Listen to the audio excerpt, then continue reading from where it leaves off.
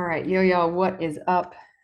We're gonna go through just building a day of eating. So this is a really important concept, and it's a really key thing to learn and like know as you go through your journey because it's not always going to be the same. It's not always going to be like life is fluid. Some seasons are really busy, some aren't. Summer is different than fall, and so just really understanding like, okay, what are my habits? How am I going to make this work? So we're just going to go through kind of a few different scenarios. So. Let me share my screen. Okay, so this is my Fitness Pal. The desktop version is weird, but here we are. And then I'm just typing this out. So ideally, what I would do is just pull up your MyFitnessPal and you're just gonna like toggle over to a day that you haven't tracked. So you can go backwards, forwards, whatever. But you're gonna find yourself a day that you haven't tracked on. Just mindset around tracking food. There's like zero other way to dial in your like metabolic needs and your energy that you're consuming. Because if you don't keep track, if you don't have data, you can't make adjustments. So some people are like, oh my God, I hate tracking food. But for me, it's like, this is my best friend. If I don't have this dialed in, like I know exactly why I'm not getting my result. If I'm keeping track of it, it holds me accountable and it gives me peace of mind. So you don't have to track every day the rest of your life, but if you don't at least do it for some type of extended period of time while you're chasing a goal, then you'll never understand your body. You won't be able to make the connections between when you undereat and when you go over by a couple hundred calories and like all of that kind of stuff. So the shift is that you know, well, my mentor said this to me one time. What you're doing got you to where you are. So if you want to get somewhere else, you need to do something different. And I was like, touche, thank you. so, so the best place to start is to just throw in MyFitnessPal what you're normally eating. So I'll just ask somebody, what do you usually do in the morning? This person said they usually get up and have some coffee and a bagel. Cool. Oh, and she was actually putting some butter on there. Okay. And then sandwich and chips for lunch. And then an example of a dinner was tacos. So I just kind of like, I'll take notes, write those things out. So if it's you, just like typing that out so you can see it. Looking at this, the first cue to me is that this is low in calories, which is gonna create some challenges in regards to energy, hormones, metabolism, and cravings. That's going to be crazy, right? And so your body's under added stress in this situation. So we want to mitigate that. We want to change that. So I just took that and I put it into MyFitnessPal. And here's where we ended up. I don't track coffee because coffee's nothing. Okay, so here's where we ended up with this. We're down here. So this is 1,000 calories, which is super low. It is 100 grams of carbs. It's 43 grams of fat and it's 67 grams of protein. So we got some tweaking to do to make this work. So I'm looking at this and I'm saying, how do we build from where we're at, what you're already doing? So you can take the meal guide and you can use it as a guide, right? And then just write down what a normal day of eating is that you're doing already that feels comfortable to you. And now you have two plans, and all you're going to do is look at where your calories and protein are with what you're doing, and then look at the meal guide and kind of mesh it together. This is a really easy way to get going. Um, so from here, we can see the protein is low. So what we did is I asked her, what kind of protein shake do you like? And she said she's been doing some of the Premier Protein, 30 grams. That's perfect. That gives us, 30 grams of protein. So that's going to get us up to 97 grams. So I'm actually going to scroll back to the day that oh, yes. I'm never on the desktop version, so this is weird. So I'm going to go to the day we actually built this.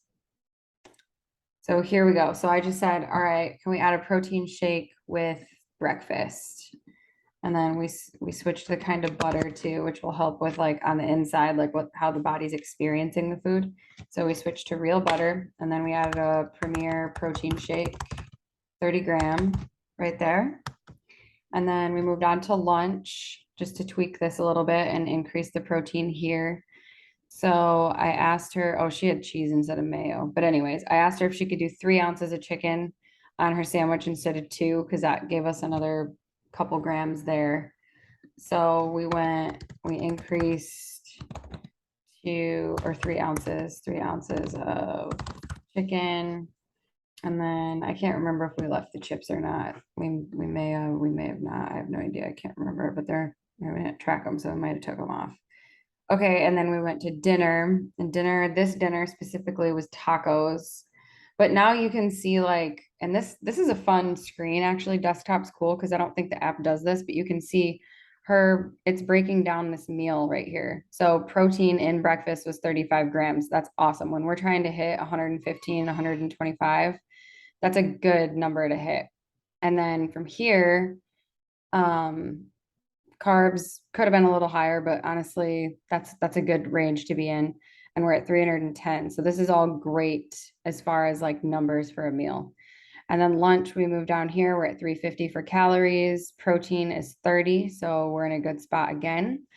And then we move on to dinner, and we're going to hit a 25 gram of protein for dinner. So we got beef. Cheese is going to bump it up a little bit more. And then she's got 2 taco shells on here. So we're at 417 for calories, which is good. I actually kind of like this desktop version because it really gives you that breakdown. You're shooting for around 30 grams per meal. You're going to be in a good spot with your protein, and around like between 3 and 400 calories for your calorie breakdown.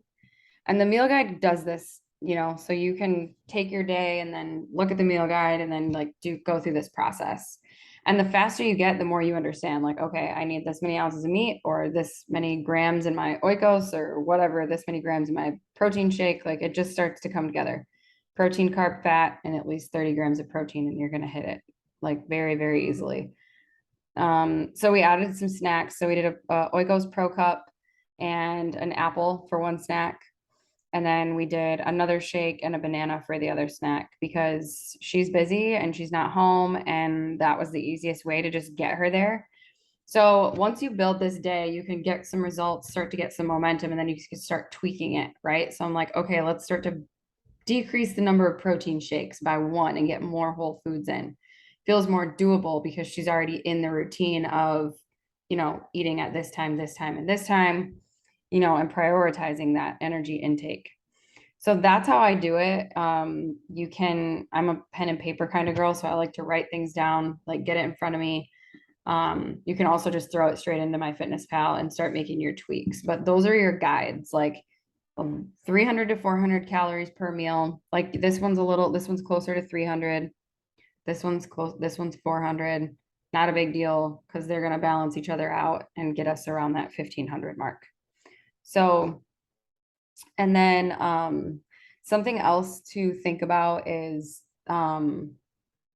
making sure you're not going into your workouts hungry. So make sure when you're eating like an hour or two before your workout, just protein and carbs is great. So this yogurt and apple, that's a good snack for like 2 hours before a workout. But she's hitting these numbers consistently. So we got her to, 1577 calories. And then her protein, we got up to 142, which is great. A little high, but whatever, can't really go wrong with this little plan that we created. And then it's just consistently hitting it. So, and then, if it's a busy day, it's, make a higher calorie meal. So maybe this breakfast, she throws in some fruit or something here to bump this up, and then skips one of the snacks. Like there's ways you can kind of navigate that, but this is like how I customize and build a day of eating to a person. Like tell me what you're doing, and then we'll take the protein sources and stick them in there and increase the protein. And that's how you do it. So hopefully this is helpful. Drop any questions or comments below, and I am happy to answer those, and I will talk to you guys soon.